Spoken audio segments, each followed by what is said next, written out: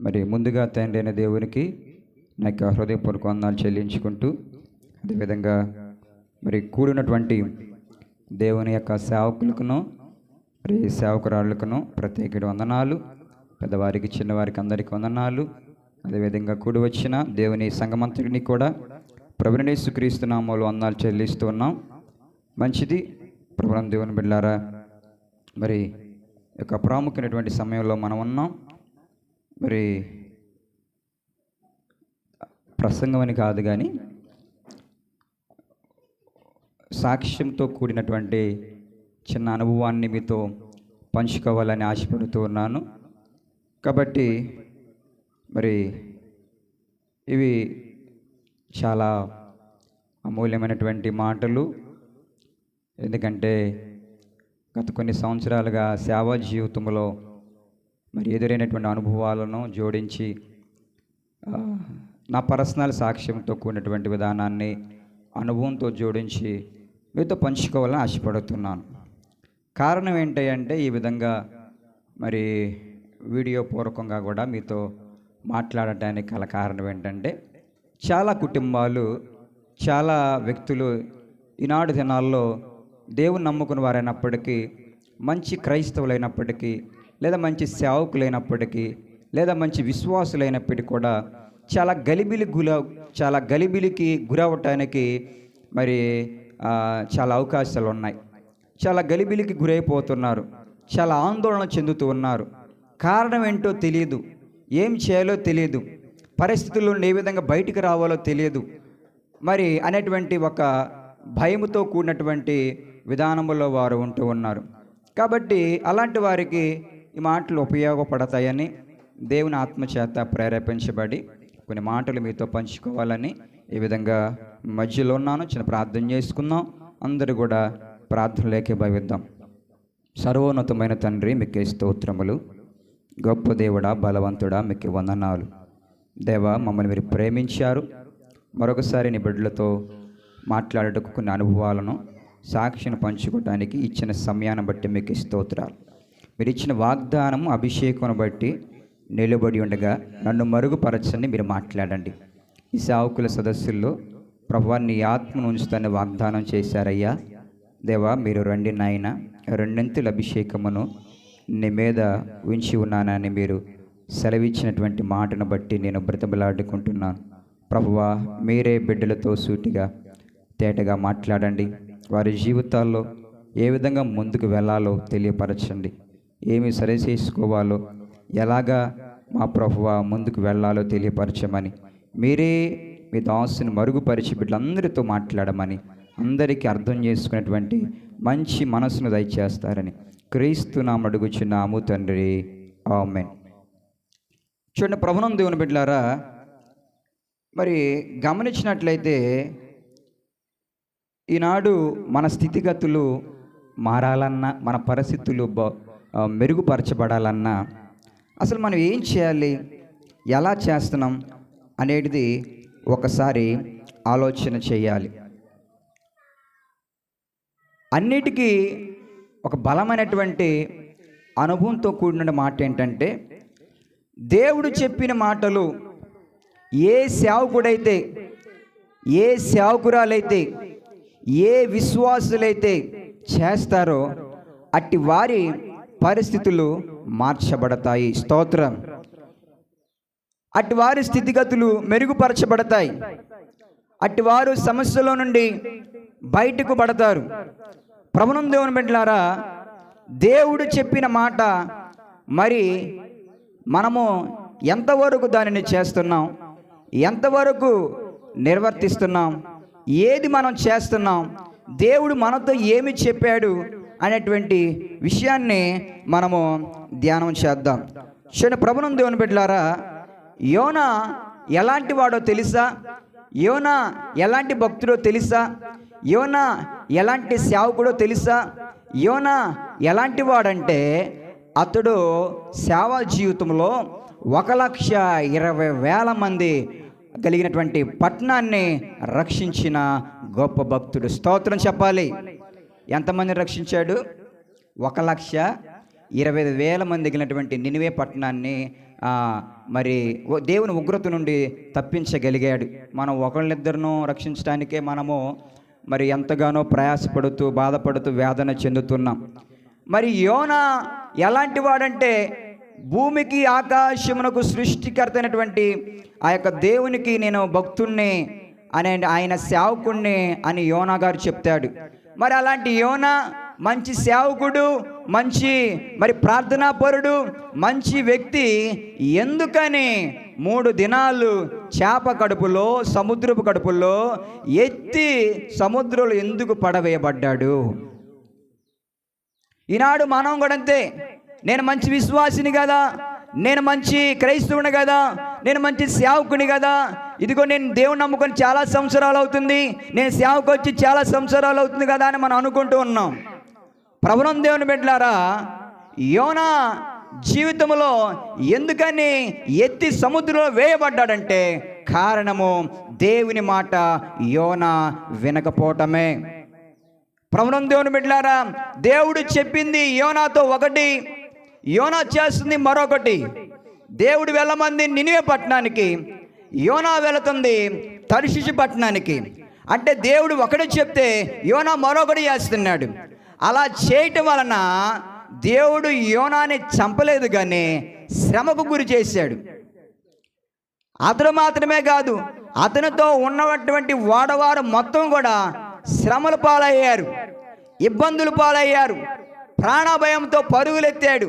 తప్పు చేసింది యోనా ఒక్కడే దేవుడి మాట వినలేదు. ఓడలో ఉన్నంత వారందరూ కూడా ఏమి కాదు కానీ యోనా ఒక్కడే.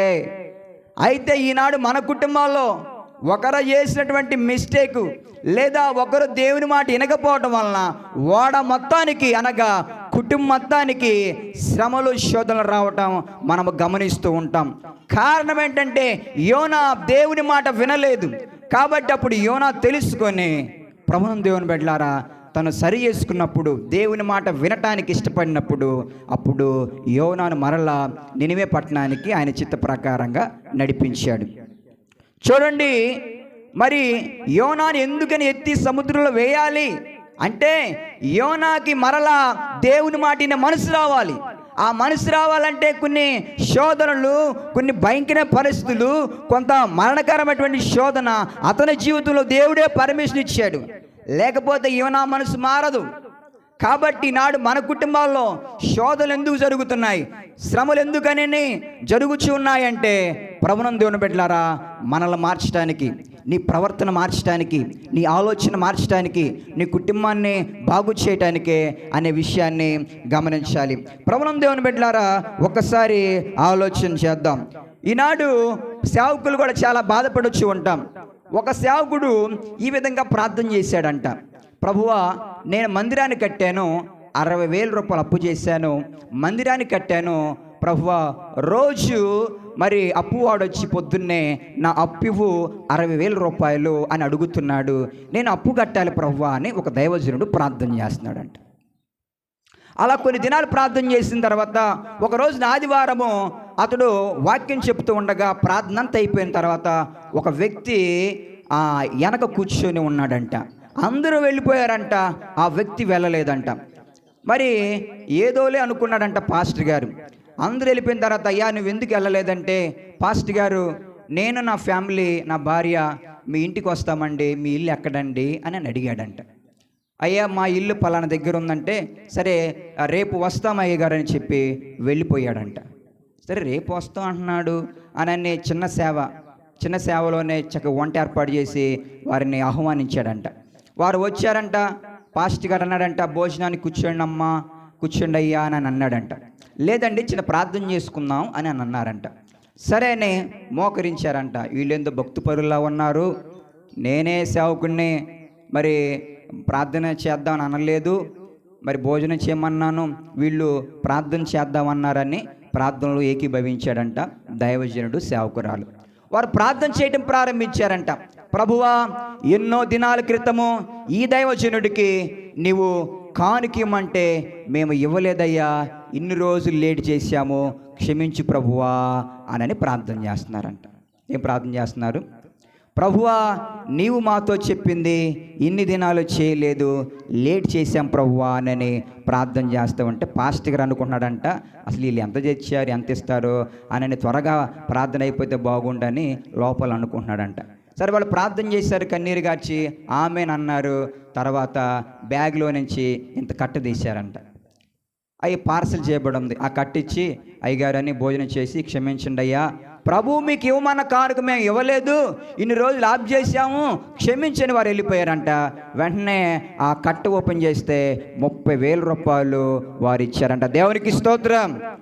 సంతోషించి వెంటనే అప్పు కట్టేశాడంట. 60,000లో 30,000 కట్టేశాడు. ప్రభువా, ఇంకా 30,000 ఉంది ప్రభువా, సహాయం చేయి అని అన్ని ప్రార్థన చేశాడంట. మరలా కొన్ని దినాలకి మరలా వారు భార్యాభర్తలు ఇంటికి వచ్చారంట. అయ్యో, మొన్నే కదా వచ్చిపోయారు, వీళ్ళు మళ్ళా వచ్చారేంటి, ఇచ్చిన డబ్బులు ఏమైనా అడుగుతారని పాస్టర్ గారు భయపడుతున్నాడంట. మరి ఇచ్చిన పాస్టర్ గారు మాకు ఇచ్చేయండి ఏమోనని పాస్టర్ గారు భయపడుతుంటే మళ్ళీ వారు భోజనానికి కూర్చొని ప్రార్థన చేద్దాం అయ్యగారు అన్నారంట. ఈయనేం భయపడతా కళ్ళు మూసుకొని లోపల గజగజ వణుకుతున్నాడంట. మళ్ళీ వాళ్ళు ప్రార్థన చేయడం ప్రారంభించారంట. ప్రభువా, నీవు 60,000 నీవు మొత్తం ఇవ్వమంటే ఇవ్వకుండా సగం దాచుకున్నాం ప్రభువా, క్షమించి ప్రభువా అని ప్రార్థన చేస్తున్నారంట. నువ్వు ఇవ్వమంది మొత్తం ఇవ్వలేదయ్యా నీ దాసునికి, సగం ఆఫ్ చేసాం ప్రభు అని మరలా కన్నీరు గార్చి ఈసారి భోజనం చేయకుండా, అయ్యగారు నీ కానుక ఇంత ఇవ్వమంటే మేము ఇవ్వకోకుండా సగం ఇచ్చాము, సగం ఇవ్వబుద్ధి కాలేదు, క్షమించయ్యా, మా తప్పుని మేము ఇలాగా మూర్ఖంగా ప్రవర్తించాము, క్షమించని క్షమాపణ అడిగి మరలా బ్యాగులో నుంచి ఆ కట్ట తీసి ఇచ్చి వెళ్ళిపోయారంట. స్తోత్రం. మరలా ఓపెన్ చేస్తే 30,000 రూపాయలు ఉందంట. అంటే వారిని దేవుడు ఎంత ఏమన్నాడు అంటే 60,000 రూపాయలు దేవుడు వారిని కట్టమని చెప్తే దైవజనుడికి వీరు 30,000 రూపాయలు కట్టి సగం ఆఫ్ చేశారంట.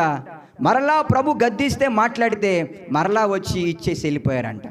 ప్రభువునందు దేవుని బిడ్డలారా, ఈనాడు మన జీవితాల్లో మనం కూడా ఏం చేస్తున్నాం, దేవుడు చెప్పిన పని ఎంతవరకు నెరవేరుస్తున్నాం, దేవుడు స్వయంగా స్పష్టంగా మనతో మాట్లాడినటువంటి మాటను బట్టి మనం ఏం చేస్తున్నాం, దేవుడు చెప్పిన మనము కడుతున్నామా లేదా, దేవుడు చెప్పింది మనము ఇస్తున్నామా లేదా అని ఆలోచించాలి. దానియేలు గారు ఒక మాట చెప్పాడు. దేవుడు ఎప్పుడంట దైవ సేవకులు చెప్తాడు, దైవ సేవకులు చెప్తే వారు కట్టరంట, వారితో దేవుడు మాట్లాడితేనే వారు కడతారంట. హల్లెలూయా. అందుకని మనం చెప్పకూడదు, మనకు వచ్చిన దర్శనాన్ని వారితో మాట్లాడి ప్రభు అని ప్రార్థన చేయాలంట. మనం కట్టమంటే కడతారా? ఇప్పుడు రక్షణమ్మ గారు ఉంది, ఒక 60,000 నాకు కట్టమంటే కట్టిద్దా? కట్టదు. ఆవిడతో దేవుడు మాట్లాడితే ఆవిడ కట్టిద్ది. ప్రభువునందు దేవుని బిడ్డలారా, ఆవిడతో మాట్లాడాలని ప్రార్థన చేయాలంట. కాబట్టి మనం ఏదో దర్శనం వచ్చిందని చెప్తే కాదు, కానీ నాతో మాట్లాడిన దేవుడు అయితే వారితో మాట్లాడి ప్రభువా అని ప్రార్థన చేయాలంట. అప్పుడు వారు కడటానికి ముందుకు వస్తారంట. కాబట్టి ప్రభువునందు దేవుని బిడ్డలారా, ఒకసారి ఆలోచన చేయాలి. ఈనాడు మనము ఎలాగా ప్రభు సన్నిధిలో ముందుకు వెళుతున్నాం. కాబట్టి ఒకసారి మీరు పరిశీలన చేయాలి. నా సేవా జీవితంలో కూడా నేను అనేకమైన కానుకలు కట్టుకుంటూ వచ్చానండి. దేవుడు ఎవరికి ఏది చెప్తే అది చేసుకుంటూ వచ్చాను. మరి కల్లూరు ప్రాంతంలో ఉన్నప్పుడు అజ్రేయ గారికి సుమారుగా మరి 3,000 దాకా కట్టమంటే కట్టేశాను. నాకు 1,000 రూపాయలు కట్టమంటే కట్టాను, నా భార్యకి 1,700 కట్టమంటే కట్టాను. ఎందుకు విషయం చెప్తున్నానంటే బైబిల్లో కట్టుబడులు ఉన్నాయి కాబట్టి కొంతమంది అపార్థం చేసుకున్నా అర్థమయ్యే వాళ్ళకి అర్థమవుతుంది. ప్రభు చెప్పింది కట్టుకుంటూ వచ్చాను. ఇదిగో ఆత్మీయ తండ్రి నిమిత్తం ఇంత కట్టంటే కట్టాను. మరలా దేవుడు 5,000 రూపాయలు తండ్రి గారు కట్టమంటే కట్టాం. పితరుల సబ్జెక్టు, సచిన సబ్జెక్టు విషయాల్లో 10,000 రూపాయల కానుక 4,000 తగ్గించి 6,000 కట్టమంటే అప్పు తీసుకొని కట్టేసాం. ప్రభువునందు దేవుని బిడ్డలారా, ఇలాగా గ్రామ నిమిత్తం కాను కట్టమంటే కాను కట్టుకుంటూ వచ్చాం. మరి శక్తుల గైడెన్స్లో ఉన్నప్పుడు దర్శిలో ప్రభు హైదరాబాద్ మోయిషే గారికి 500 కట్టమంటే అయ్యగారు కట్టి ప్రార్థన చేయించుకున్నాం. మరలా దానిలే గారికి ఒక 500 కట్టు శక్తుల గైడెన్స్లు అంటే ఆయన కట్టి ప్రార్థన చేయించుకున్నాం. ప్రభువునందు దేవుని బిడ్డలా, దేవుడు ఏదైతే నాతో చెప్పాడో అది నేను చేయడం ప్రారంభించాను. నిన్న ఒక విశ్వాసి ఒక మాట అంటున్నాడు, అయ్యగారండి మీరు అనుభవం కలిగిన వారు కాబట్టి మీరు నిలదొక్కున్నారు, అనుభవం లేని వారి పరిస్థితి ఏంటి అయ్యగారు అంటే, ప్రభువునందు దేవుని బిడ్డలారా ఒక మాట చెప్తాను వినండి. వినోదయ్య గారు ఈ 15 సంవత్సరాల్లో ఇంతవరకు ముందుకు వెళ్ళడానికి ఏకైక కారణం ఏంటంటే దేవుడు చెప్పిన పని నేను చేసుకుంటూ ముందుకు వెళ్తాను. హల్లెలూయా. నా సేవలో నేను నేర్చుకుని దేవుడు ఏదైతే చెప్పాడో అది చేయడం నేను ముందుకు వచ్చాను.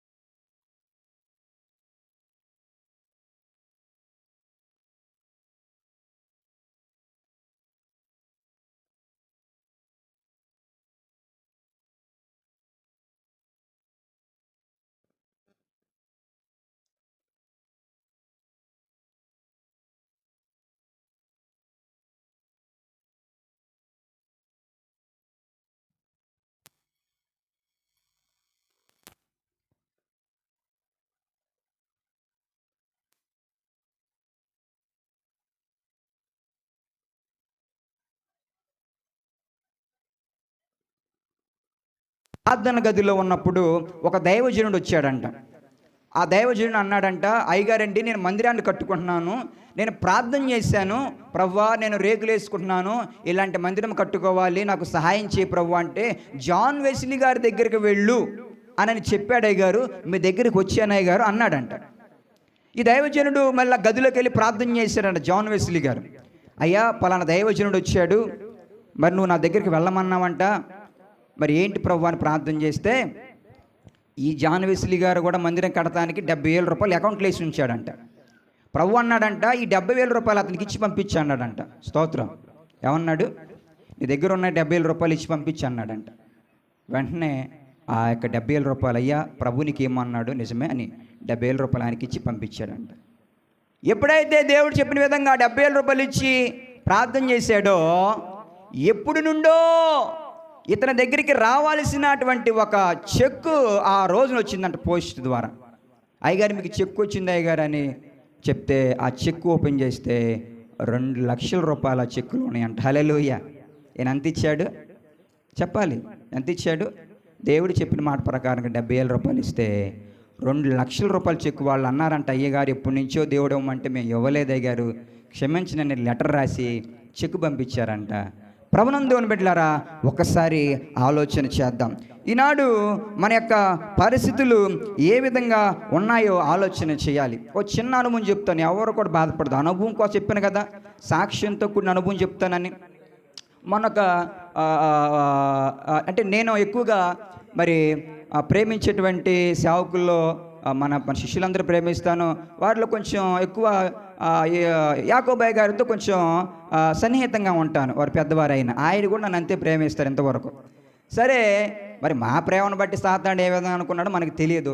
వాస్తవానికి మన కోటాలు వెళ్ళి మంచిగా జరిగినాయి. 3 రోజులు ప్రార్థన చేయించాను, 3 ప్రార్థన, 5 ప్రార్థన, ప్రసంగాలని ప్రసంగం చేస్తే మరి ఒక రోజున మరి దేవుని ఆత్మ కూడా వచ్చి మాట్లాడటం చూసి బాగా జరిగిన తర్వాత లాస్ట్లో సాతాను వస్తుండగా చిన్న గలిబిలి కలిగించాడు.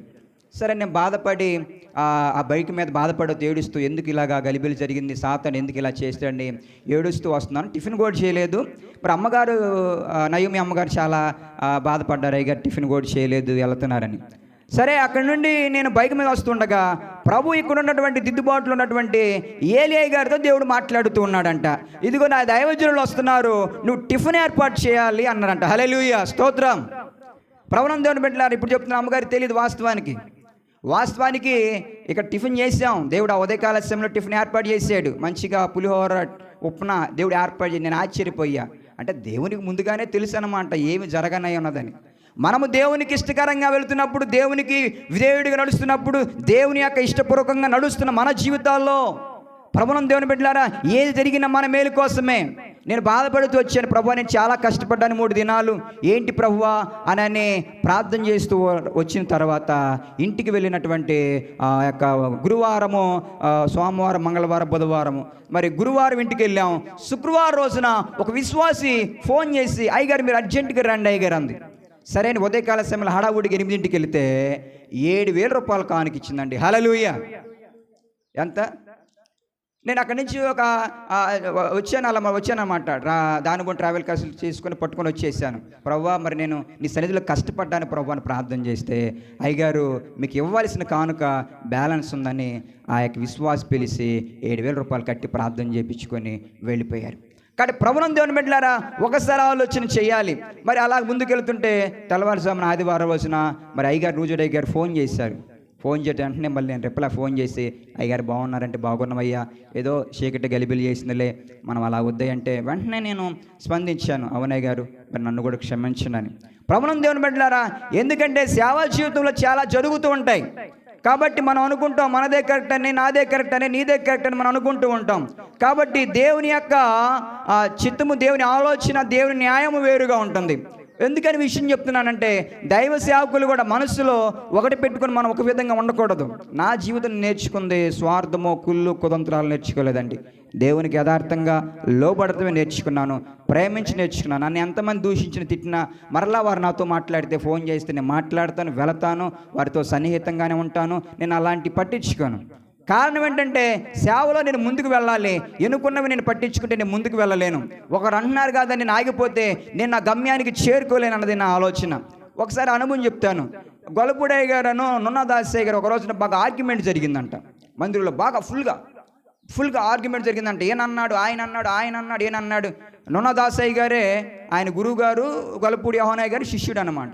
గురువుగారు 4 మాటలు అనేసి వెళ్ళిపోయాడంట. సరే వెళ్ళిపోయి మందిరంలో పులిపీట మీద కూర్చొని ప్రార్థన చేయడం ప్రారంభించాడంట.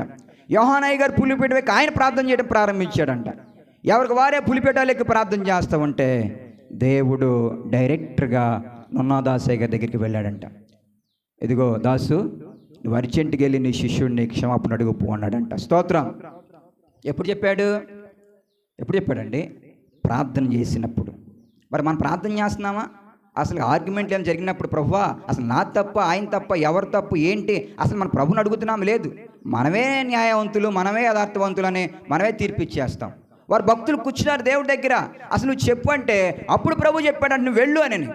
కానీ మనం అడిగితే ఎవరిది న్యాయమో, ఎవరిది అన్యాయమో, ఎవరిది కరెక్టో, ఎవరిది రాంగో, అసలు ఏ విధంగా వెళ్ళాలో, ఏది చేయాలో అది ప్రభు చెప్తాడు. అది మనం అడగపోతే మనంతటి మనమే ఫీల్ అయిపోతాం, మనంతటి మనమే నిర్ణయాలు తీసుకుంటూ ఉంటాం. అలా కాదండి, భక్తుల జీవితాలు ప్రభుని అడిగారు.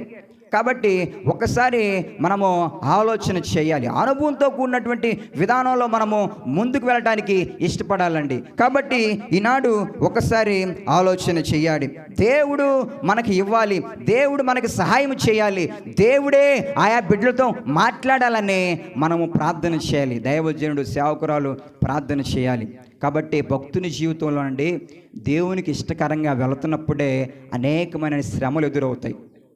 ఒకరు ఒక మాట అన్నారు, ఏ చెట్టుకి ఎక్కువ దెబ్బలు తగులుతాయంట అమ్మగారు, అభిలాష్ అమ్మగారు, ఏ చెట్టుకి ఎక్కువ దెబ్బలు తగులుతాయంట? మా అత్తగారు చెప్పారు, పళ్ళున్న చెట్టుకి ఎక్కువ దెబ్బలంట. హల్లెలూయా.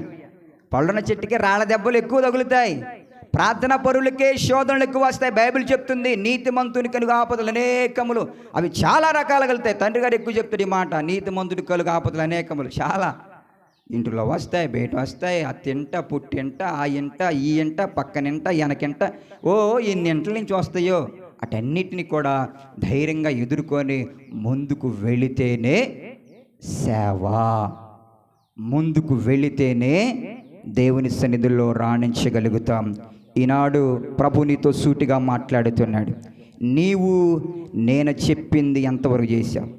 వాళ్ళు ఈ మాట చెప్పారు, వీళ్ళు ఈ మాట చెప్పారు, అది కాదు. నీతో దేవుడు ఏం మాట్లాడుచున్నాడు? నీతో స్వయంగా ఆయన ఏమని చెప్తూ ఉన్నాడు? ఏ మార్గాన్ని ఆయన వెళ్ళమని చెప్తూ ఉన్నాడు? ఏది చేయమని ఆయన నీతో చెప్తూ ఉన్నాడు? అది చేయటానికి ఇష్టపడు. అది కష్టమైనా సరే. భక్తులు మరి దాన్ని కష్టంగా ఎంచుకోలేదండి, ఇష్టపడ్డారు. ప్రభు చెప్పిన మాటకి లోబడ్డారు, ప్రభు చెప్పిన మాట ప్రకారంగా చేశారు.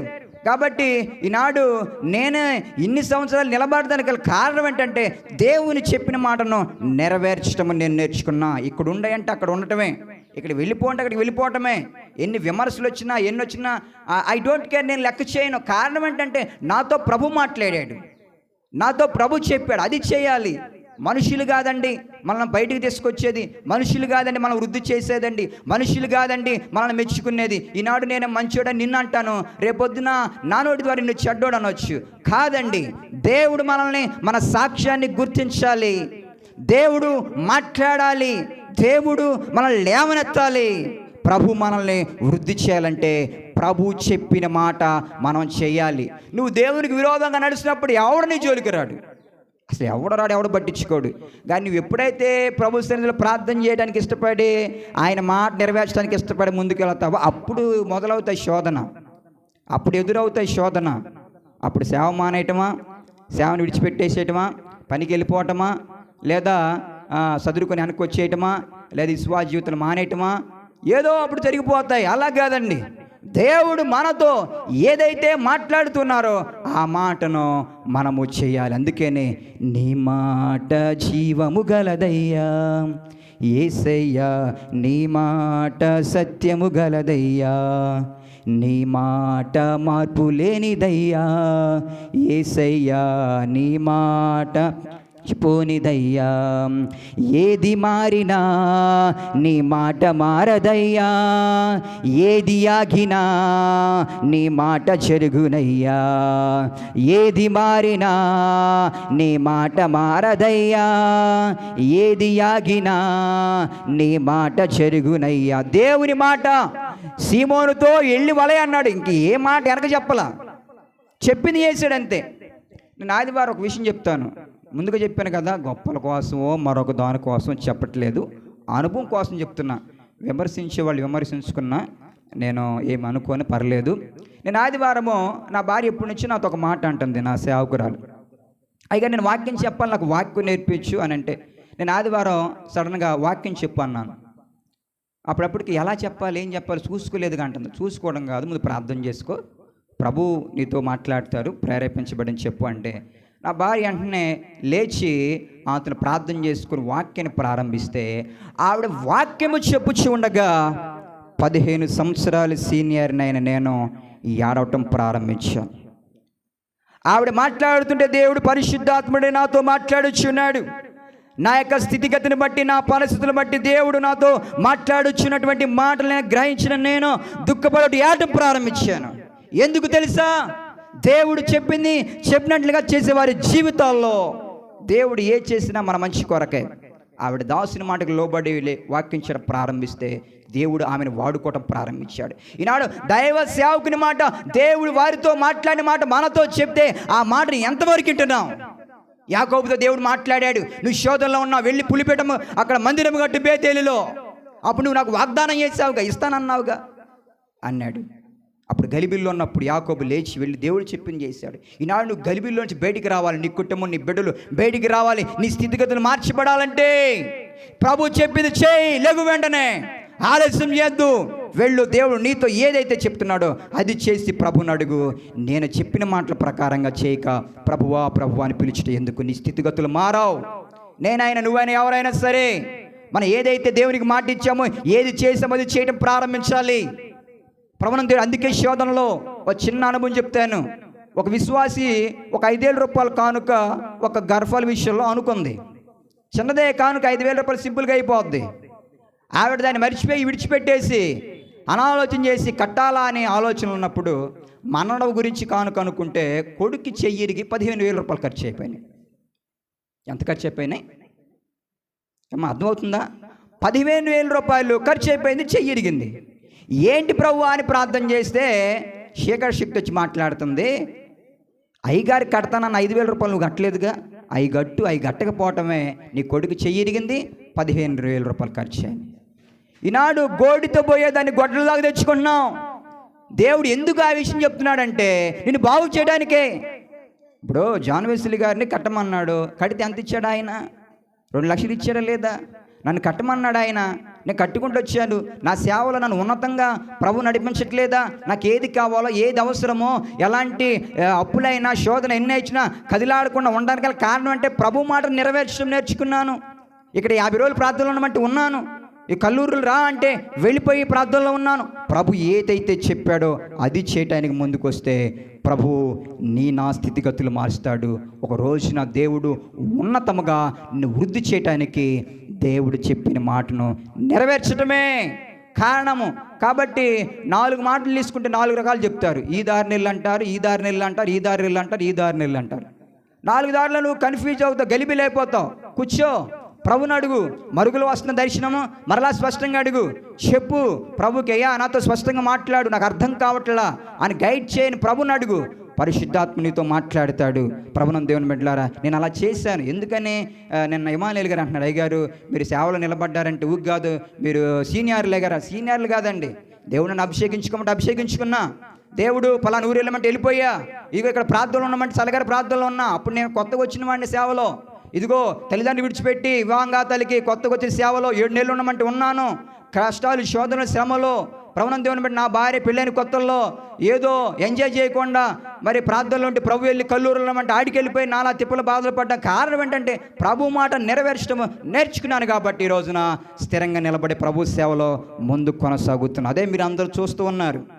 కాబట్టి మీరు కూడా విశ్వాసులైన సేవకులైన ఎవ్రీబడి, ఇప్పుడు ఏలియా గారు సాక్ష్యం చెప్తున్నాడు రాత్రి, అయ్యగారి ఇంటికాడ ఉన్నప్పుడు బహుశా పక్కన అంటూ వచ్చేవాళ్ళు కూడా పలకరించలేదే కానీ అంతగా.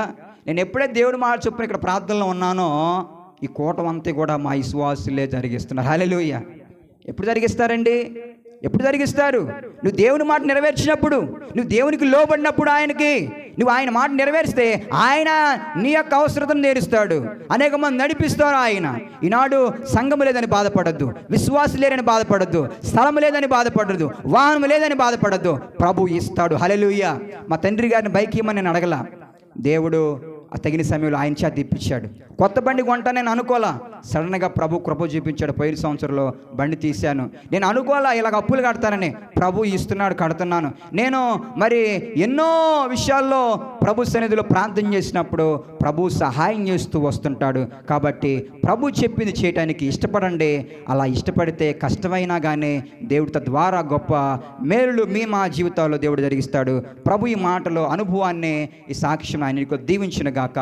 ఆమేన్. ప్రభువా మీకు వందనాలు, స్తోత్రములు నాయన. ఇంతవరకు అయ్యా సాక్ష్యంతో కూడిన అనుభవాన్ని పంచుకోవటానికి మీరు ఇచ్చారు. నా యొక్క సేవలో నేను ఎదుర్కొన్నటువంటి విషయాలను, అనేక అనుభవాలను జోడించి బిడ్డలతో పంచుకున్నానయ్యా. ఎవరు కూడా అపార్థం చేసుకోకుండా అర్థం చేసుకొని వారి వారి యొక్క సేవల్లో కానీ విశ్వాస జీవితంలో కానీ ఎలాగ ముందుకు వెళ్ళాలో వారిని మీరు గైడ్ చేయండి. తద్వారా అయ్యా అనేక మంది బలపరచబడటానికి సహాయం చేయండి. ఎవరైతే ఇబ్బందులు, గలిబిలు, శోధనలో ఉన్నారో, దుఃఖపడుతూ ఉన్నారో ప్రవ్వా, వారితో నీవు మాట్లాడిన మాట వారు నాయన నెరవేర్చడం చేయడానికి ముందుకు రావడానికి కృప చూపించమని, తద్వారా మేలు పొందుకునే భాగ్యం దయచేయండి. నా జీవితంలో కూడా నీవు చెప్పిన మాటను అయ్యా కడవరకు నెరవేర్తించి అయ్యా ఆ మాట ప్రకారంగా నడిచే భాగ్యం నాకు, నా కుటుంబానికి దయచేసి, తద్వారా నీవు ఇవ్వబోతున్న గొప్ప వాగ్దాన మేలు పొందుకునే భాగ్యం దయచేయమని నజరేయుడైన యేసుక్రీస్తు నామమున మిక్కిలి వేడుకుంటున్నాము తండ్రి. ఆమేన్. ఆమేన్. అందరికీ వందనాలు.